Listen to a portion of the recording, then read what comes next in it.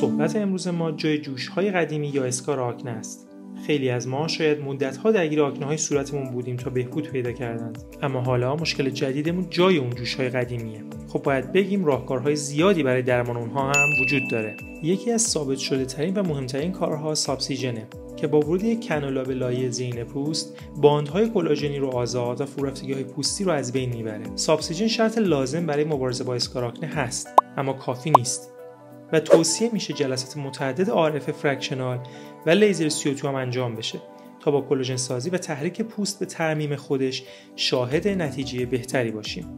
و در نهایت استفاده از مزوژل ها میتونه فرآیند ترمیم رو تقویت کنه تا نتیجه حتی بهتر از قبل هم بشه. باید به این نکته توجه داشت که نتیجه نهایی منجر به از بین رفتن کامل اسکارها نمیشه و باید یک انتظار واقع بینانه رو در نظر گرفت.